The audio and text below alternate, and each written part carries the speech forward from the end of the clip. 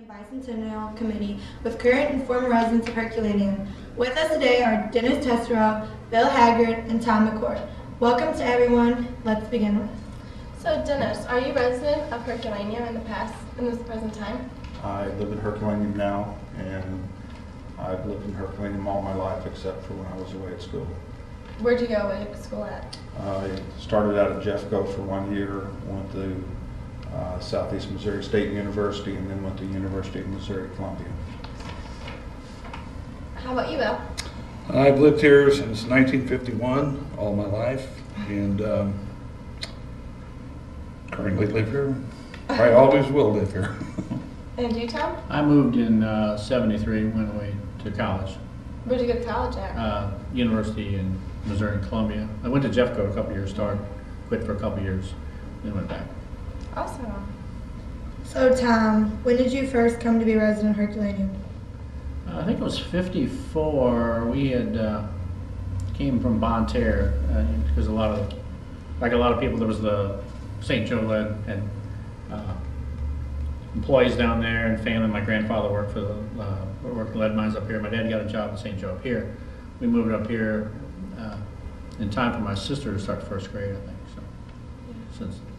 What about you, Dennis? When I first lived here, Yeah. 1951. Oh. Yeah, I've always lived here. These guys are both from birth, so I'm the newcomer. Yeah. No, since 1951. What are the names of your parents? My dad is Darwin Tesreau, and my mom is Lily Tesreau. My mom is still living, and my father passed away. I'm sorry about that. What about you? My dad was Casey Haggard. He was born and raised in Herculaneum his whole life. My mother was Margaret Schultz, and she was from Festus. And My you, dad's Tom? Bill McCord, and my mom's Steve McCord. She's remarried to Gerard. She lives in Festus now. My dad passed away in '86. They both came from Lead Belt, Flat River, Bonne Terre area. Really? So Dennis, did you have any siblings and did they attend Herculaneum High School? I had one sister, Judy. Her name's now Judy Walter, and she graduated in 1964 from Herculaneum High School. What about you, Bill? Had a sister who graduated from Herky in 1972. She's now married and lives in Crystal City. I had a younger sister, Tina, who graduated in 1979 from Herky, and she now lives in Festus. She's married to Lynn Sherman, who's also a graduate of Herky. And you, Tom?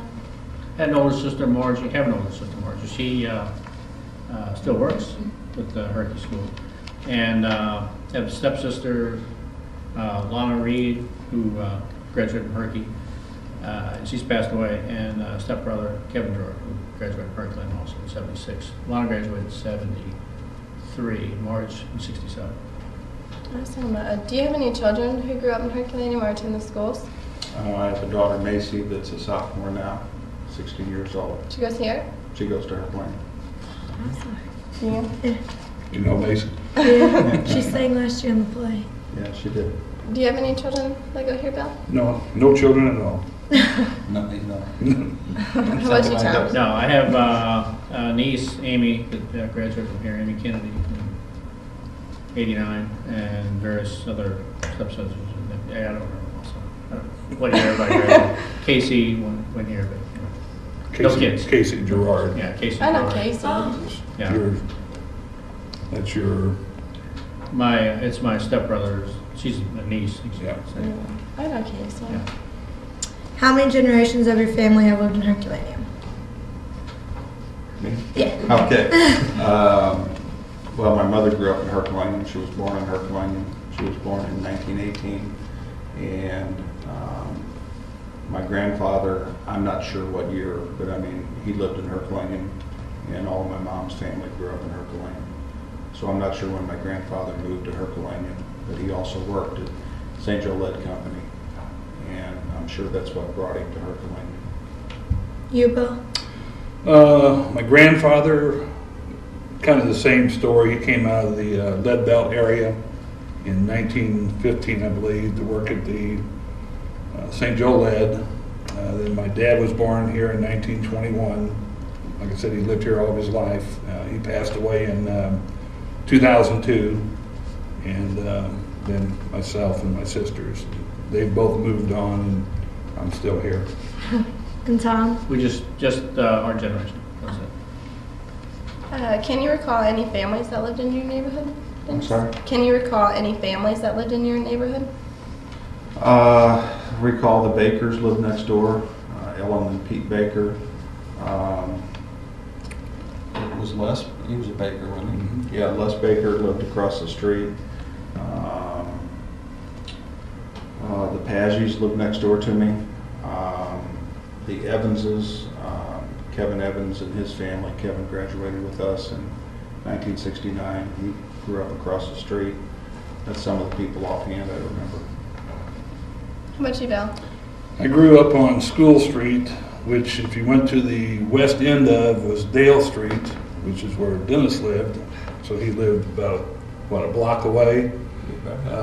I spent the first 15 years of my life on that street, and I remember people like Hoot Douglas and his family, Bob Harn's family, the Lovell family, Knockies, Mulberries. I lived very close to where the First Baptist Church was, so that took up a large area. But then I remember the Donnellys, and they kind of lived in between us, and Robarts, and just a whole bunch of people. How about you, Tom? I lived all over town, actually. I started off on, lived off up an alley, basically down here between Thurwell and Hill Street, I guess. Lancasters, the Hesses, people down there. There was a family down the street from me that had a goat, I remember, in the yard, chased me down the street one time. We moved up to the top of the hill up on the corner of Curved and Mott, lived by the Roths, Mercers. Across the street was a family called Walkers, real nice family. After we moved, I remember he came home the night of their 40th wedding anniversary, and she had died that day. It was really sad. They were a great family. We used to go over to their house because we didn't have a basement, so if a tornado warning, we would go over and get in their basement because they were the only ones around. In addition to adults, I grew up down the street from Rick Burchett, and he now draws Batman comics. He's like famous as being the guy that draws Batman. He draws all kinds of graphic novels and goes to collector shows as a celebrity, really. And so I knew him when he was 5 years old, and I'd be drawing little stick men and Popeye, and here's Rick with this perfect character. And I thought, what is this? I mean, this kid's 5 years old, and he just draws absolute perfect cartoons. He was just gifted from the beginning. Was Rick 2 years younger than us? One or year. He's 1 year. He graduated in 1970, but like Tom said, he's real. Pretty well He's known renowned. in the comic. Yeah, he's recognized. Business. I mean, it's maybe not. He's not, Johnny Carson famous. Jay Leno, that'd be you guys, but still, he's certainly well known in this field. And then we moved and came back in '66, and then lived next to Pug Moppin, the guy that owned the tavern here, and the Currys and all those guys. And then after we moved up the hill, then moved up on the top by High Street by the Medleys and Castons and people like that. But I've pretty much covered the whole town. So When we were growing up, Dennis and I, for sure, lived in what is now the buyout zone. So a lot of those families are gone. My house is gone. Yours is still, I think it's being used by EPA. EPA. our last house is gone too, going up on top of He the lived hill. on Hills, or High Street. Yeah, But, and the other one I think is empty. That's across from the library now. I think that's Right. empty. And then we burned ours down over here, so that my dad set it on fire. And then the other one they flattened, so they're all either gone or. Back then it was kind of interesting because most of the people we went to school with, that had gone to school with all through grade school, we all lived pretty much in that area, and it was pretty close knit. And you knew kids. As you got to school, you got to meet other kids that lived in this part of town. But we were down there, and everything was kind of. We were down by the downtown area, so we were. I was more the gypsy type. There was I was the, You were out adventuring and stuff Yeah. like that. And you went all the way to Horine. yeah. So. Yeah, I can remember riding the school bus to Horine just to go out to your house for something. Right. It seemed like it took forever Yeah. to get out there. Herky was a big deal to me because it had sidewalks. That was the thing. You had the Horine, you know. In some places. There were, yeah. Oh, what, you have one store? Herky had a lot more than, Do you have one actually, store? the place I lived on Curvin Mott was kind of cool because the sidewalk was elevated. Higher than the road. And that's how I learned to ride a bike, because you didn't have to jump up on the bike. I could just step onto the bike off the sidewalk and take off across the road.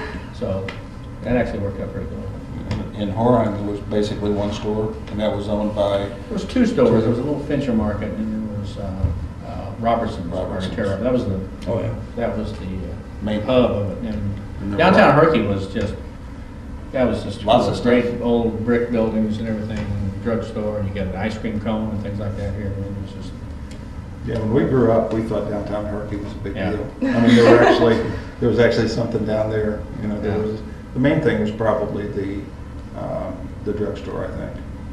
Because, you know, you go and get a soda, whatever you want to get, that kind of thing. It's where everybody met.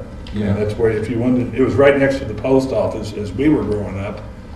And people go get their mail, and they'd come in there. That was where they picked up their newspapers. Yeah. And that's obviously your medicines, but that's where everybody congregated.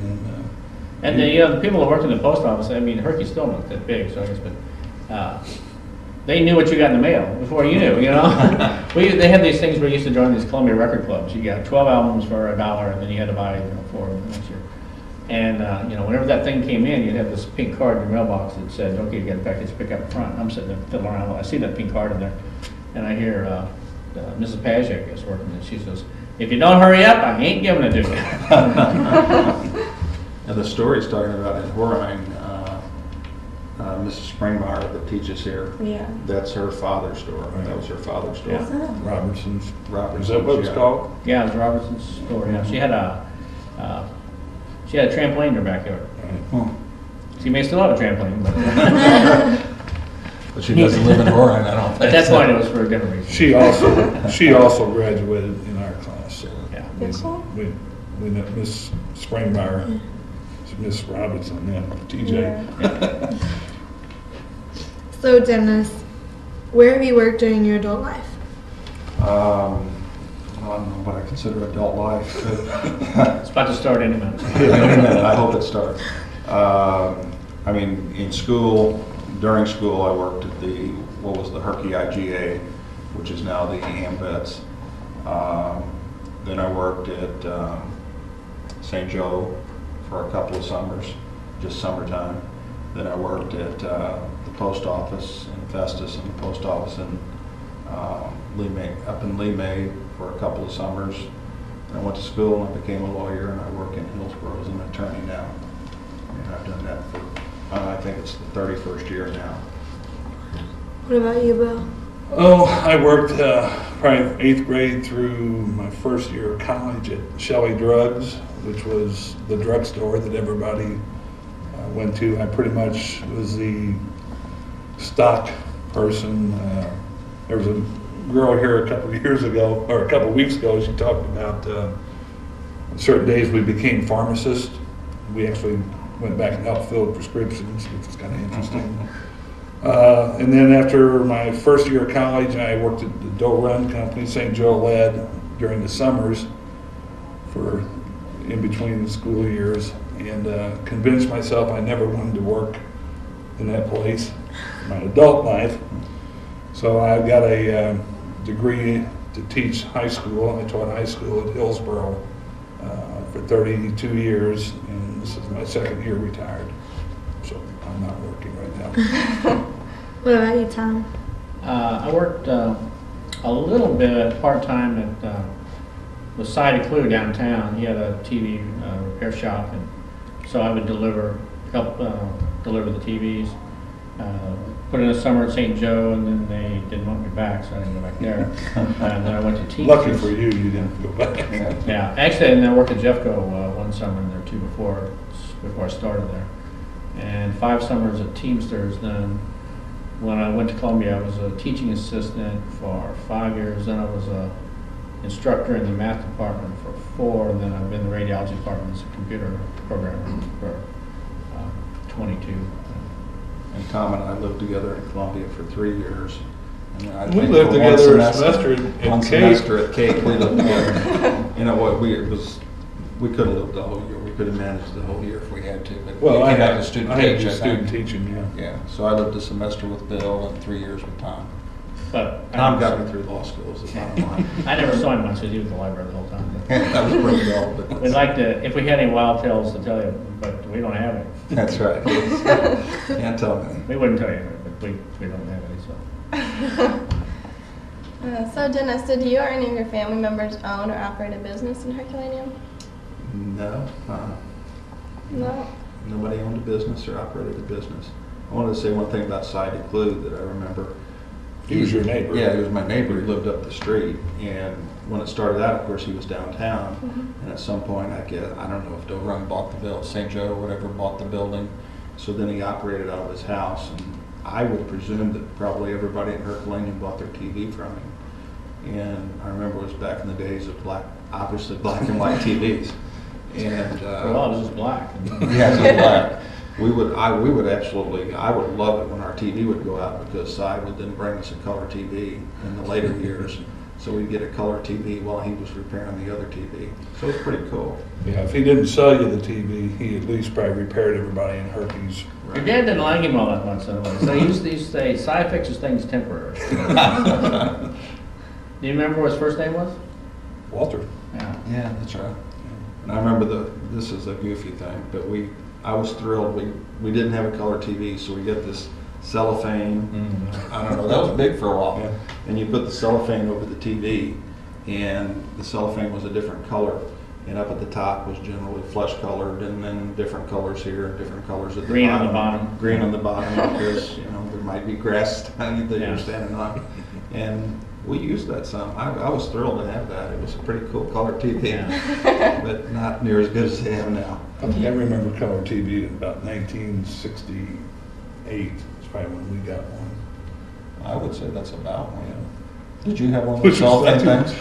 No. No, you weren't that We didn't stupid. go that route. No, we didn't get one. My sister, whenever she started working over at Roy E. Taylor Building, as soon as she got a job, she said, "We're getting a color TV," and immediately sunk some money. So that was, and bought a stereo, which I took off with. So never got a TV. What was your question now? Did you or your family own or operate a business in Herculaneum? Yeah, mine actually did. My dad and his brother Harry, who everybody knew as Tukey, opened a Gulf gas station in the mid-50s out on Highway 67. Right now, Joe McCain's got a towing business in that building, but that was originally probably one of the first new businesses in town in a long time. But they opened that in the mid-50s, and then I think they sold it in like 59. And actually, pretty much about what it was. But I never owned anything. No. So Dennis, did you attend elementary school in Herculaneum? Herculaneum through and through, yeah.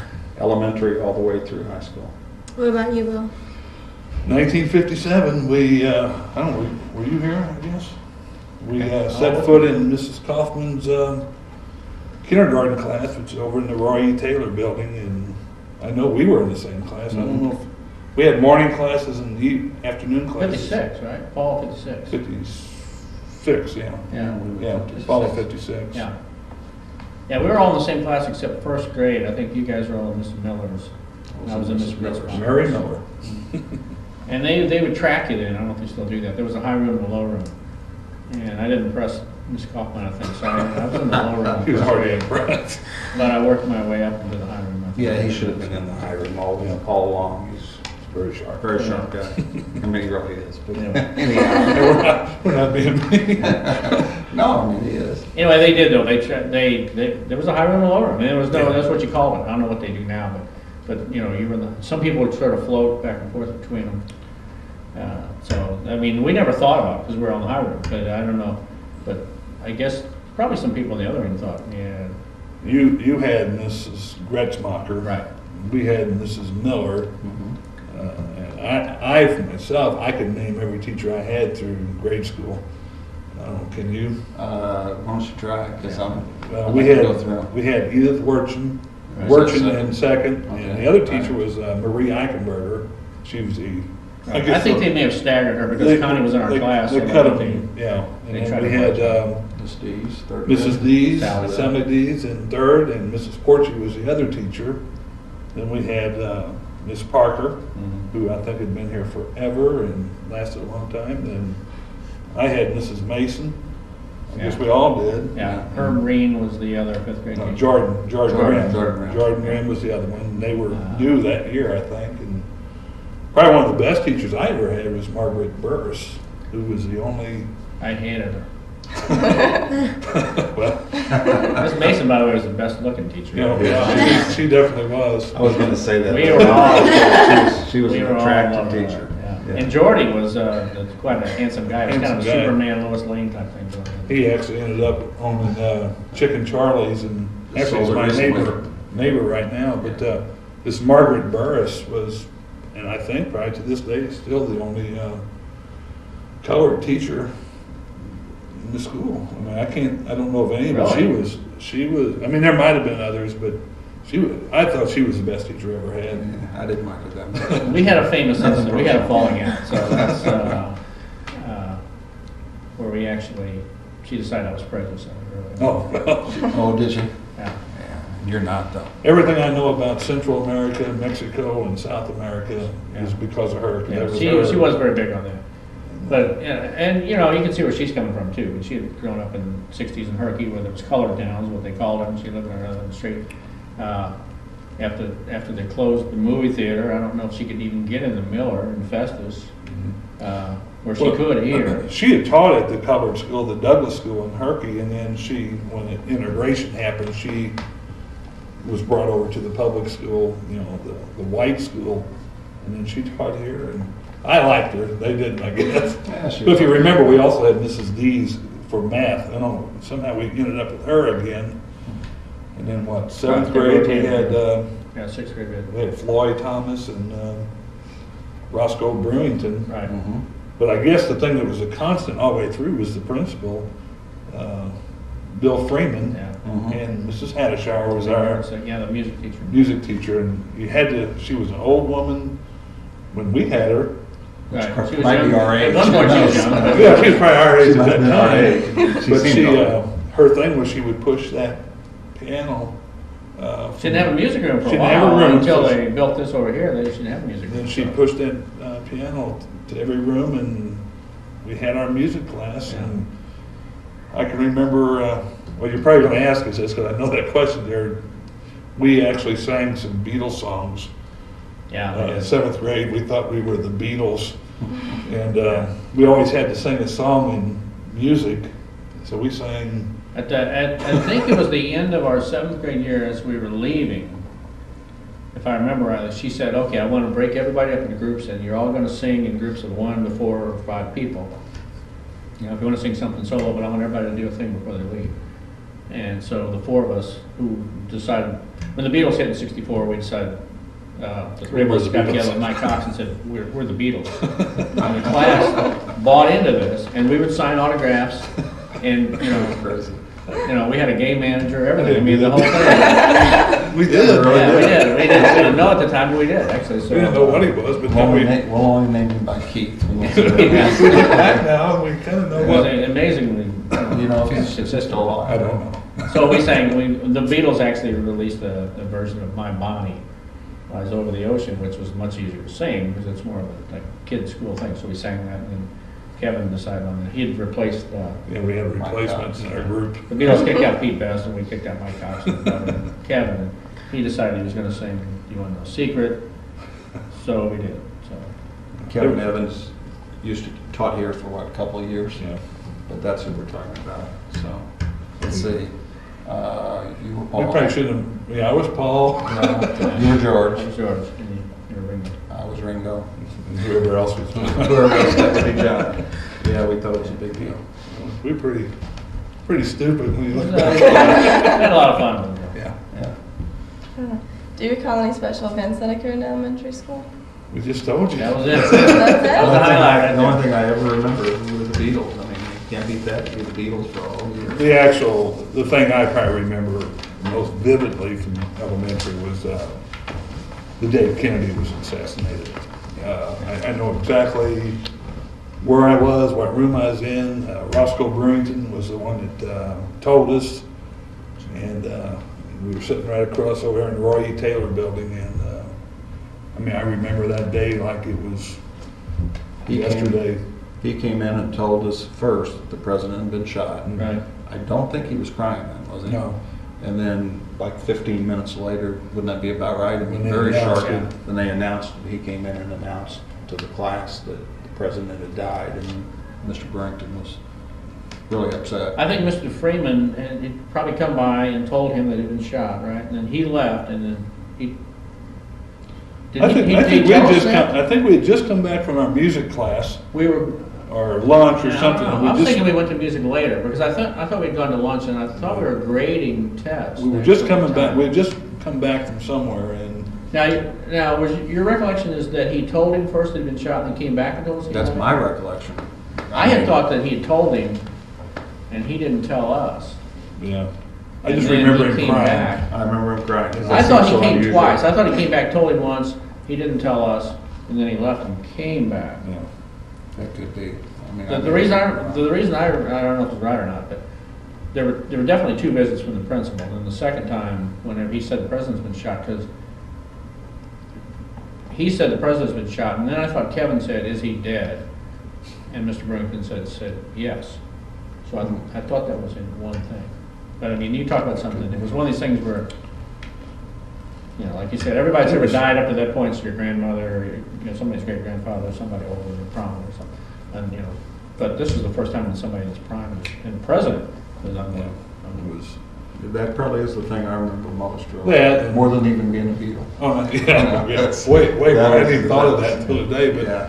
probably even on a hamper, you know, like this, we used to have all the Valentine parties and the Halloween parties and Christmas parties and that kind of stuff, but, And didn't we get to watch the 64 World Series? yeah, we were in 8th grade then. But I mean, I think the Cardinals won the World Series. I thought we got to watch it. I thought there was a TV Yeah, we there. did.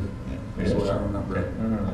So, I remember the day of the 7th game of the World Series, the Cardinals are about to win the World Series, and Khrushchev resigned. And when we grew up, communism was evil, and Khrushchev was like the main guy. And I thought, it's like everything is suddenly happening all at once. Great. I always thought, wow, this is it. Let's mark out the day.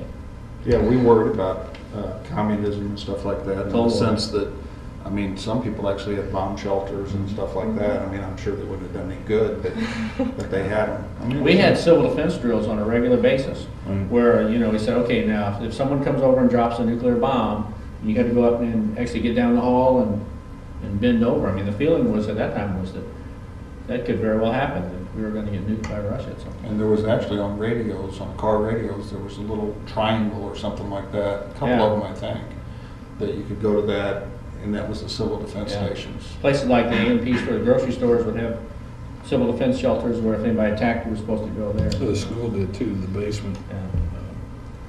Also remember standing in line to get our polio shots back in the early elementary years, and I guess tuberculosis CPs too. and things like that, those little stick things they do for diabetes. Like we had a shot like every year. Yeah, it seemed like we was always in line to get a shot. I don't know. Did you attend high school in Herculaneum, Tom? What? Did you attend high school? Yeah.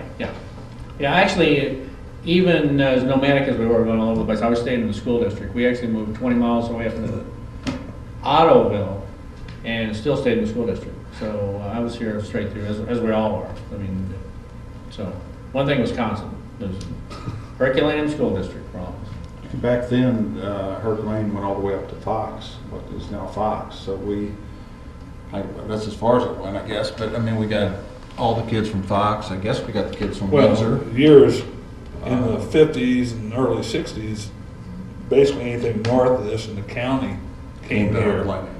And then by the time our year, Fox had come into existence, Windsor, We were still getting kids from Antonia, but that was pretty much it. And then I think the year after we graduated, Antonia was cut out. Yeah, after They had to go to Fox then. after the 70. Yeah, which was the largest graduating class, I think, in the history of this school. I think we were, and then they beat us by a few. And 132, or that's something something. sticks in my mind. 127, something like that. I remember there was a girl in class, she was 132nd. I think we had 5 that didn't make it or something. Yeah, there was a girl that was 132nd in class, 127, and that was. She didn't make it. 5 below the. It was kind of weird too, because as we went through elementary school, we were pretty, there was a few kids that would come and go, but we were pretty much stable. All the way through, we had a lot of kids that we actually went on into high school with, but we actually came over to the high school building for 8th grade. We spent our years over in the Roy Taylor building. Kindergarten through 7th. Yeah. Through 7, and the basement of the high school is where we did 8th grade. And the 7th grade actually came over with us that year. Yeah. So I remember. So we had basically the whole floor. Yeah, they came over with us. The so basement. With us up with that. But yeah, so we were at 8 years of kindergarten, up and down the same hallway. Yeah. It was also kind of, when we did come here, we met a whole new bunch of people too, because of these kids from Antonia. Peebly. We didn't know who they were, and we also got them out of the Catholic school that was in operation in the city. Yeah. And so we had this influx of kids into our class that some of them we knew because Little League and just living in town, but the group from Antonia was like, who are these kids? Sure, all of a sudden there's a lot of news. Well, and the funny thing is, I mean, you had sort of Antonio Ottoville was a group of people. Then you had Peebly and Horine and Herculaneum. These guys were all in the school district. And I lived all this place. That was the thing. So I lived in Herculaneum, then moved to Horine, then we moved up to Ottoville. So actually, I got to know a lot of people because I lived by everybody that ever went through the class, essentially. So I knew the Ottoville group. And they also tried to put your classes together. The freshman year, they tried to put the same people that knew each other, I think, actually. You didn't have any say, by the way, what are you? If you took algebra, you said, here's the class I'm taking. That was it. I don't think they do that anymore. They probably arrange your schedule. We had no say so. We said, here's our classes. So they took the people that had similar schedules and knew each other, and they put them all in the same one. Bill and I were unusual in that we took algebra. There was 2 tracks. People took algebra and biology. Those were the smart kids, apparently. And there was the general science, general math. And I was going to sign up for algebra and biology, and my sister said, no, that's just for the smart kids. So she talked me into taking general science. And Bill agreed. I don't know, and somehow I talked him into taking general science with me, even though he's a biology teacher. I mean, he's great in it. But we actually took the same thing, but because we both had funky schedules, they just threw us in the bucket. We didn't end up in any class together to speak of. So. Yeah, I avoided biology my freshman year, and then I ended up teaching it for 32 years. But turns out that general science class was a pretty good class. General science class was harder than the biology class. General science. Charlie D's. He ran it. Well, actually, I hadn't heard reading from mine, but both they grilled you in that class. That was a good preparation for biology. It was kind of weird too, because Charlie D's, we had his wife back in elementary, and then we had him in 8th grade for science. Yeah. First hour science too. Ronnie Jarvis did the history, and and then we had Miss Heinzman that did the. We were a tough math. We were a tough class. We had a lot of teachers. We were smartless, man. I mean, we gave Heinzman and Jarvis. Yeah. I remember Gary Pepper's bragging about something, and Kevin comes out with, "What do you want, monkey button or something?" I don't know where he got that expression, but we would just say things. You know. They were good guys. They took teachers. I don't know what, we were just wild. They didn't even give conduct grades for the first 2 quarters, but we were behaving so badly they started giving us conduct. And I actually missed the honor roll the 3rd quarter because I got a D in conduct. Kevin was straight A's and he got an F in conduct. Yeah.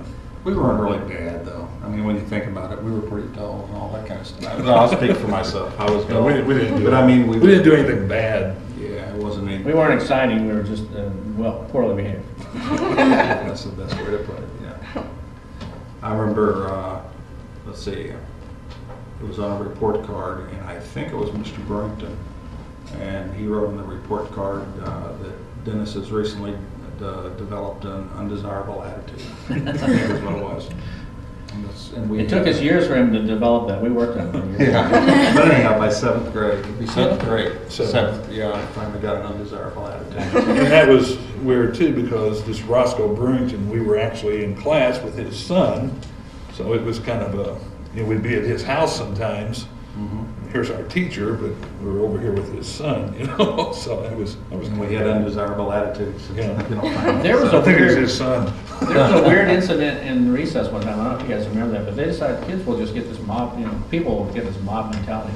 We used to play things like scatterball, and you go around and hit kids with the balls and stuff. I don't know if they do that. Play dodgeball, something like that. But there was one day at recess, at lunch, when people just decided they were going to just pound Grover, Which is Burrington's son. and just kept hitting him to where they knocked his glasses off. He was crying, and they still kept hitting him. And the only two people that I remember standing up for him was the two of us.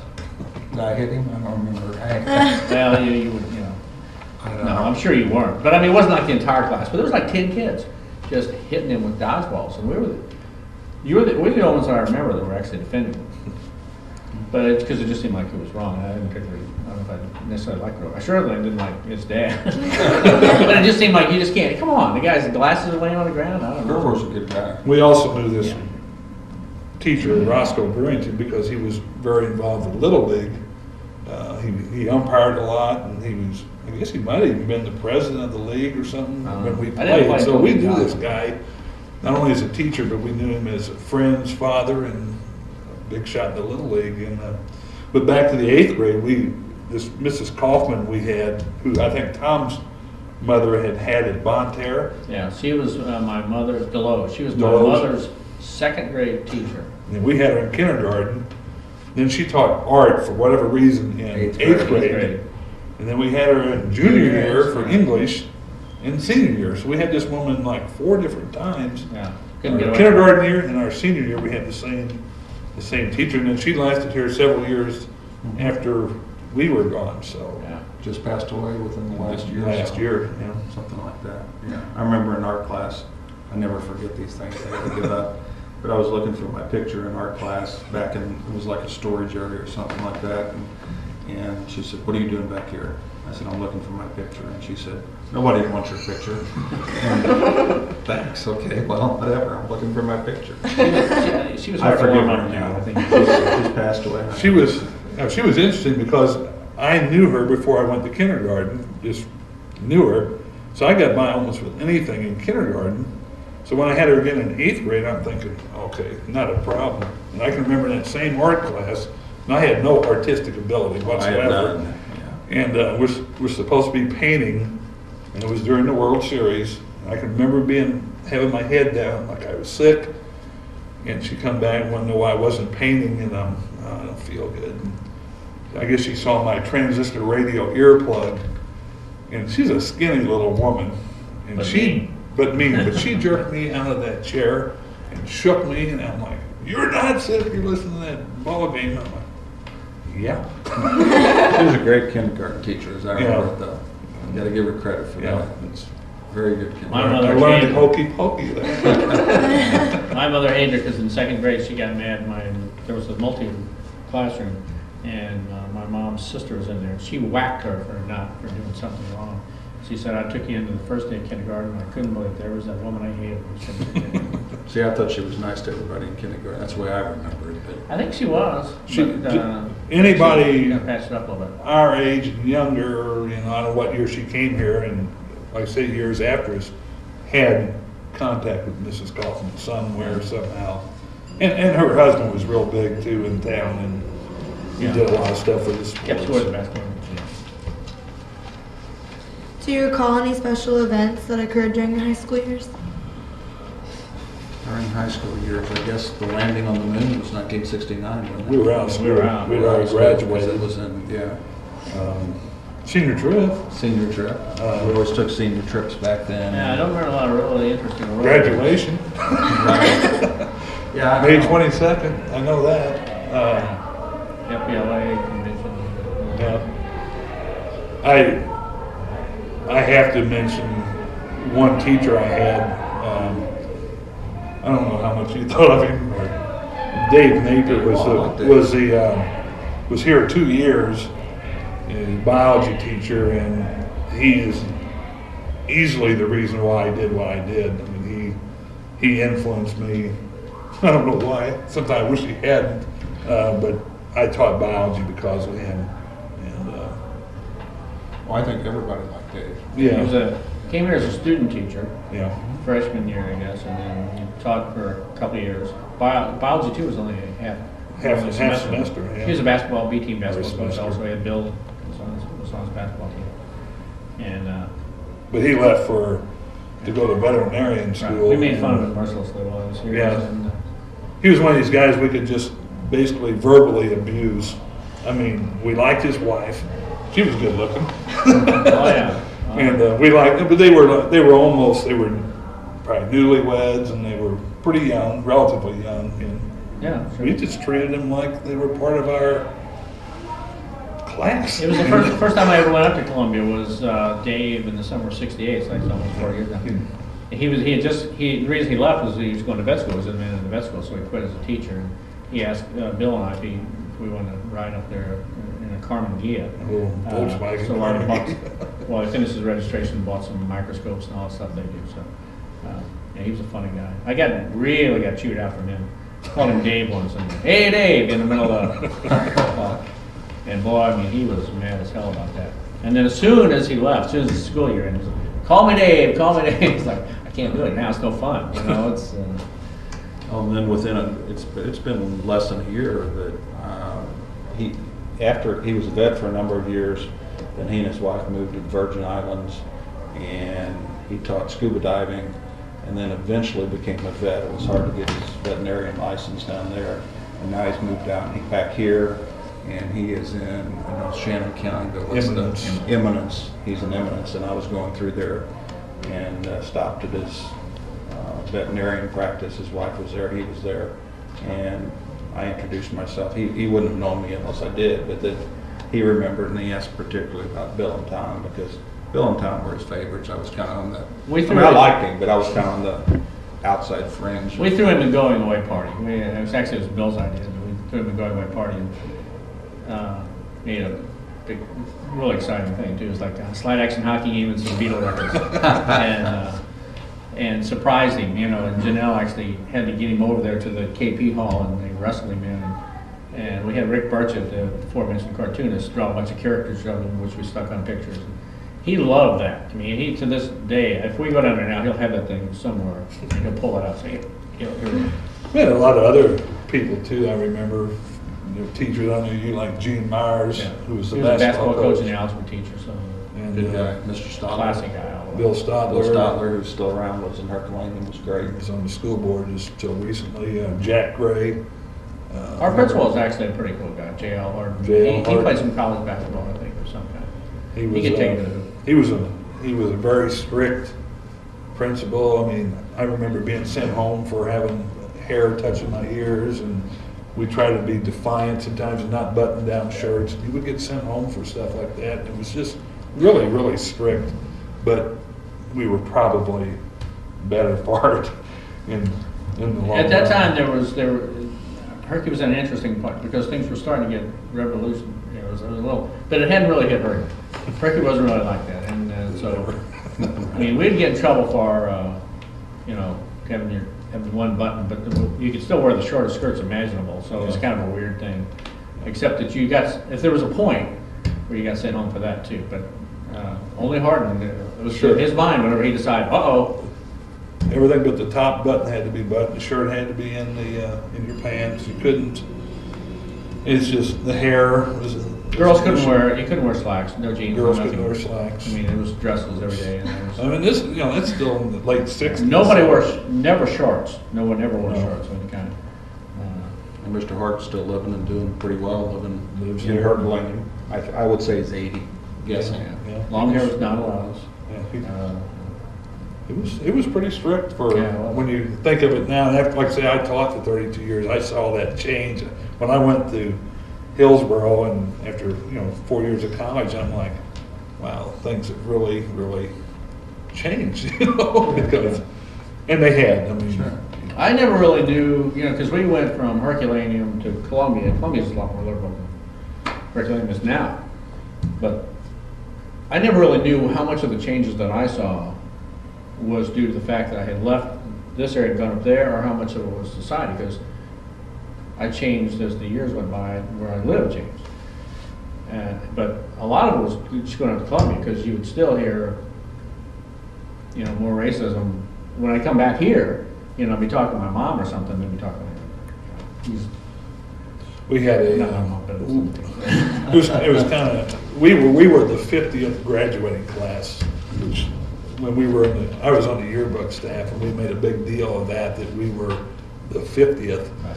And like I say, at that time we were the largest, but we had a woman here that was our counselor, Ora Robinson, who had been here At least 100 years. at least 100 years. But I think she left the year. I've been living on the property 30 years when they started the school. Yeah, she was here before the school, but I think she left our senior year, but Yeah. she was a constant too for many, many people. And That's who they named the gym after. Yeah, the gym. Or Robinson Gym. Did you know that was named after her? There you go. She owned She my was a counselor. stereo before my sister bought it. I bought it from Cy, didn't like it, took it back, my sister bought it. But she was our guidance counselor, and I know she told me I'd probably be a truck driver one time. Did she really? Told me, almost kicked me out of school one time because I had been bad in not this room, but the very end room. I had interfered with another student's learning, and they sent me to the counselor's office, and she threatened to kick me out. And I'm like, Wow. I got an A in this class, and you're going to kick me out.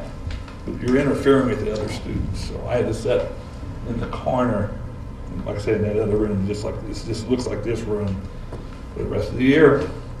Joy The rest of Ward. the year, wow. Joy Ward put me there. Do you recall any man disasters that affected the city of Herculaneum? You're talking about during my life, I mean, in Yeah. essence. The only thing I really remember is the flood in 1993, Yeah. which was pretty bad. 73 actually, 73 that was a pretty good flood too, where you couldn't, I don't know if it's happened lately, but you couldn't get to Festus without going interstate, right? And it's not so much it did a lot of damage, it was more inconvenience Right. just by blocking roads and bridges. Yeah, Does- I don't think remember any Yeah. major. It's funny, the water level down there, as you go down to the river off Main Street, would rise. Because I remember going down there thinking I was going to go down there and turn around once, and the water was already up and almost drove into the river. Right. Okay, anyway, so are we? We don't know for sure. Yeah, we don't know anything. Are we taking up too much time? or- Oh, no, you're I think fine. we're okay. It's kind of fun. Growing up in For us. Herculaneum, where else do you guys like hang out other than like the drugstore and stuff? Or like meet up? Huh. I was afraid you'd say open the drugstore. Well, in One of the places Herculaneum- for me that was pretty cool, whenever I left and came back and moved across the street here, there's a tennis court right here. I don't know, is there anything over there anymore? Parking Yeah, there lot. was. There was a tennis court there, and this is like '66, and all winter long was basketball. It wasn't tennis. It was all asphalt chewed up, but there were 4 chain link, and there were basketball games going on no matter how cold it was. And we played basketball all winter long. Yeah. I It was a do remember great that. place to play. 4 courts, 4 half-court games going on. There was really no places to hang out as such. I mean, the drugstore, we played a lot of ball. Now, in the summer of '68, cafe. There We was went a down and stayed in the cafe cafe. open. Spent the whole summer down there at the cafe at the end of the street playing pinball machines. But, and I guess once we got licensed and was able to drive, we went to Festus and some of the A lot of ball games. This is prior to McDonald's and Burger King and all that. It was just home-owned. And sometimes we did hamburger nothing. joints. A lot of times you didn't do anything. Nowadays it seems somebody's always doing something. I remember, this is pretty exciting.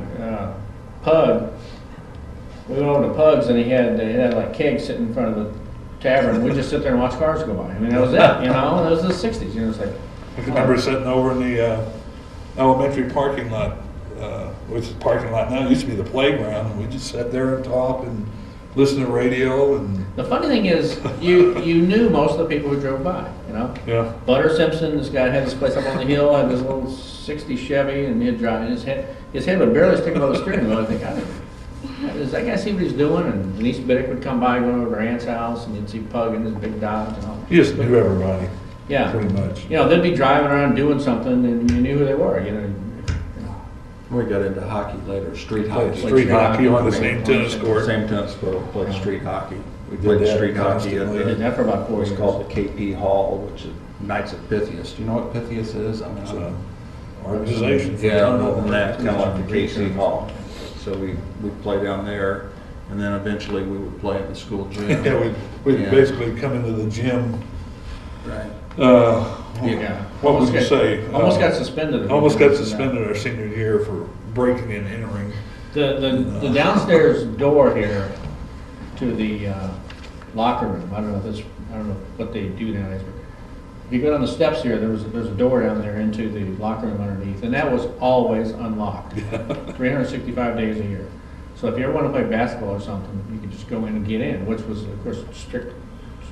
You weren't supposed to do that, so principal would come in and catch me in there playing basketball.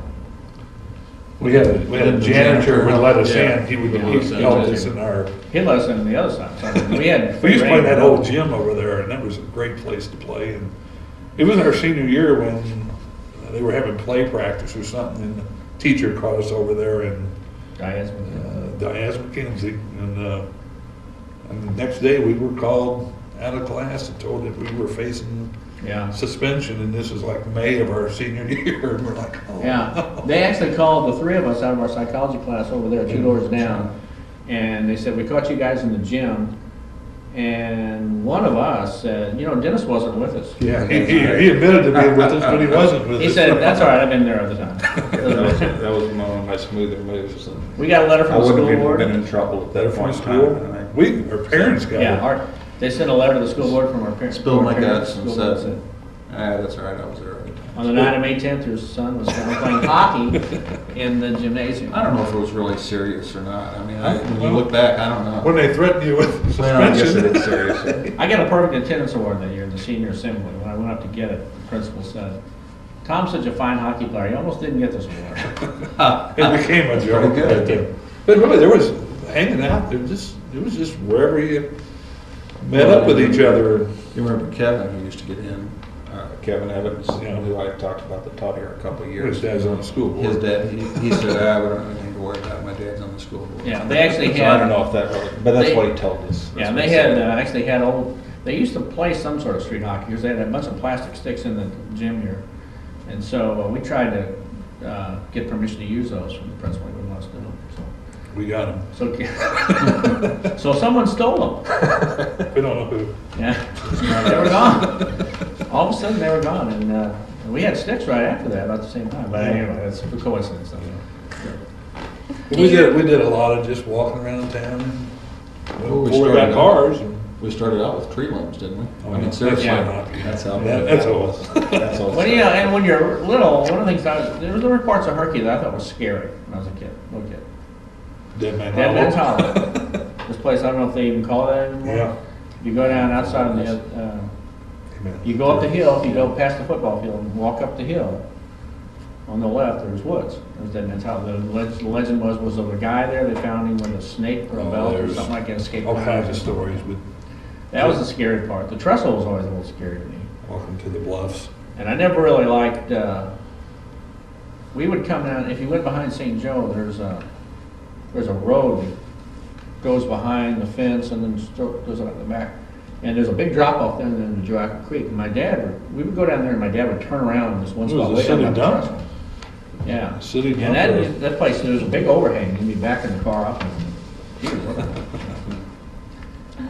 Is there any special memories at the Mississippi River or like the Joachim that you guys remember of? Like any- I don't remember, knowing much at all about the Mississippi River. I It's kinda remember the strange. river being a very nice place that people would gather on weekends for barbecues. There was a boat club. Martin Booyer was a big shot in that. And Sidey Kluba. Sidey Kluba we mentioned, and Cy sold boats for a while. Right, that's right. He had outboard motors as part of his deal, TVs and outboard motors. they would have boat shows down there. People would water ski and.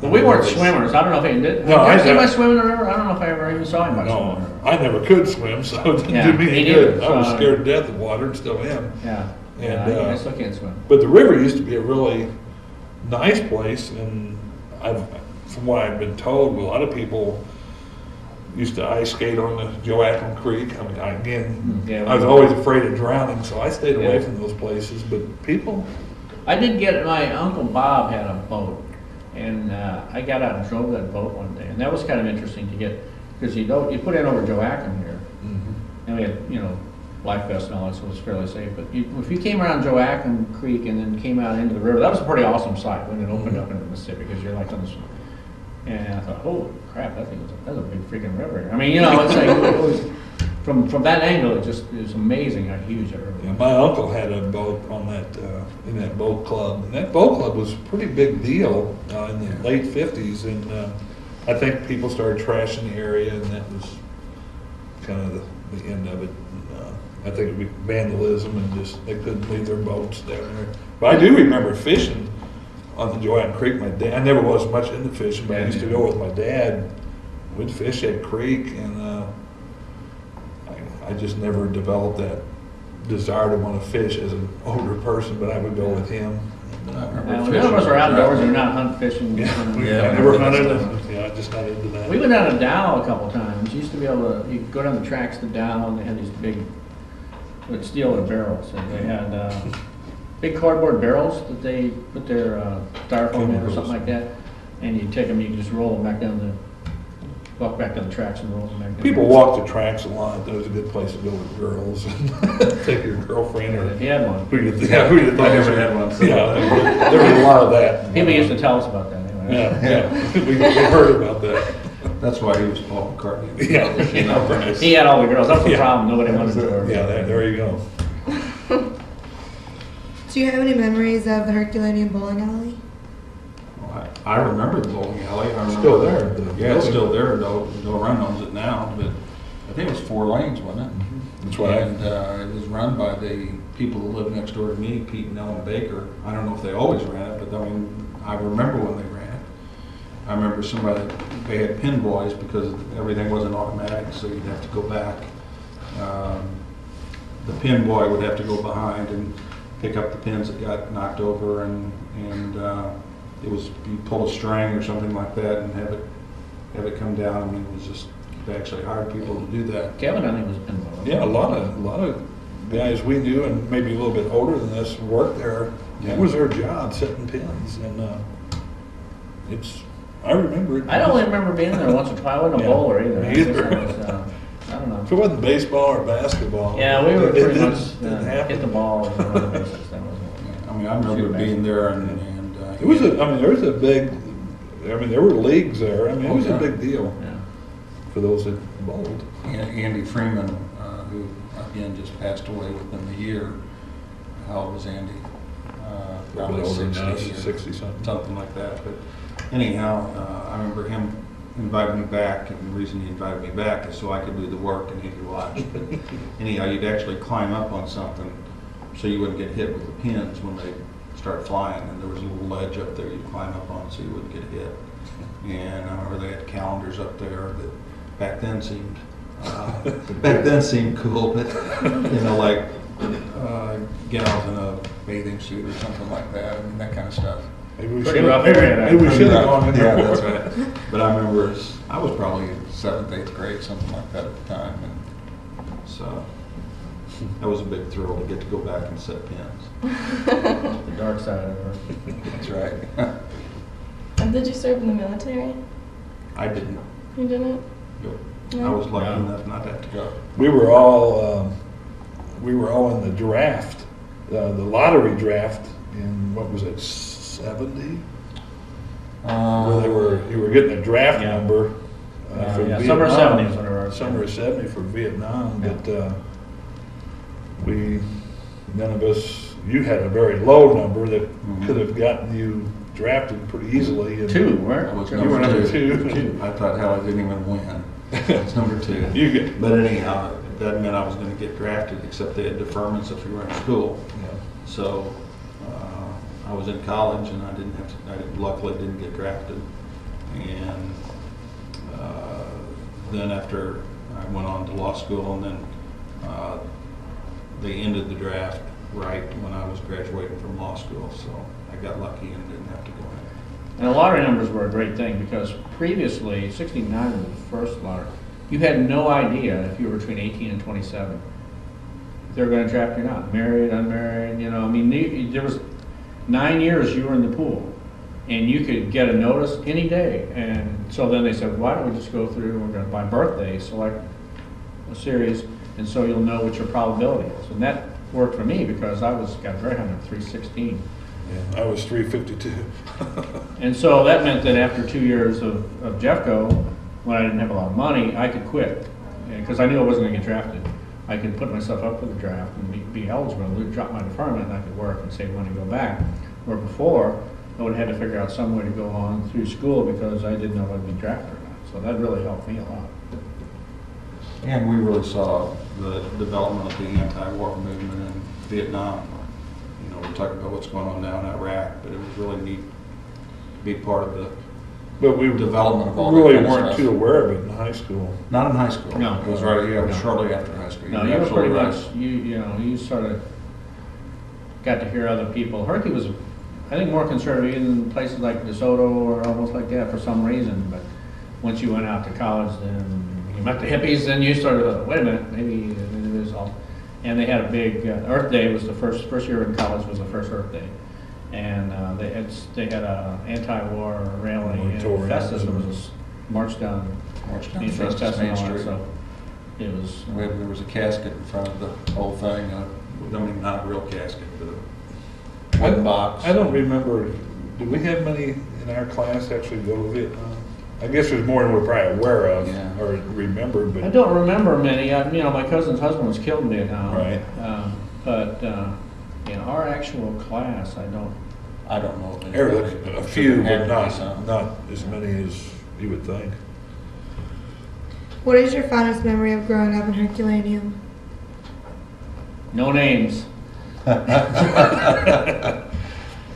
don't you do that one first? I'm trying to think of a good memory. I I mean, we did I've sat in on all these interviews, and everybody said they liked how everybody knew each other. Everybody was close. I really liked Little League. We were Boy Scouts. I know we were. I wasn't. He wasn't, Couldn't but swim. we played. How'd you get there without being able to swim? I only got as far as you could go. I got the You got up to Star I got Scout. Star Scout, then I had to. You couldn't swim, you couldn't get the next level. Couldn't get to the next level, but I mean, it was just, I liked the schools.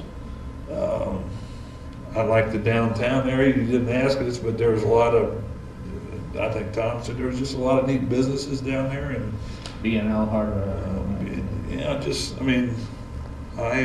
I just stayed here. It's a small town, and if I could, I'd like to go back to those days. I think it would be neat. Maybe I told Tom it would be neat to go back to high school here. I said for a week. He said, well, maybe 2 days. But I think it would be neat just to go back through and bring all those kids back and know what I know now, Yeah. and see how things would have You worked know, out. what was funny is that it was the same, well, it's the same town, but I remember the summers being a lot different. Of course, I lived in Warren for a while, so I couldn't play ball. It wasn't until '64 my dad said, okay, you're old enough now that you can bike in to the ball games yourself. So I played, '64 I played baseball. '66, but I didn't hit, so I didn't like that year. '67 was, I played baseball, and that was a great summer. '68, we were down at the cafe, and I was in love with all the girls in the cafe, and that was a great year.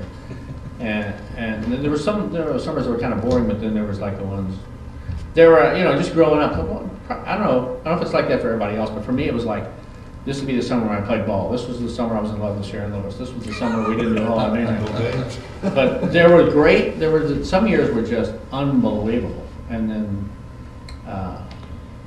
you know, it was like you were having a good year hitting, or you had a girlfriend or something, and those years were just, it's the same thing that everybody, I think, goes through. I hope. Yeah, it's just a small town. It had enough to keep us occupied, and, you know, we could go to Festus, we could, but most of the people lived here, had lived here for years, and just knew everybody, and I'd go back. That's the thing I liked about it. I mean, we really did know pretty much everybody in town. I mean, that's just the way it was back then, and you found things to do, and when we got cars, we'd go up and down Main Street. That was the big thing. I don't know if that's still, yeah, Festus Main Cruise Street. lane. You know, and we I don't know if didn't, that's still done. I never felt the need to call anybody, I don't think, if I was gonna go to their house. You know, I mean, you'd be out in your yard and somebody would just show up.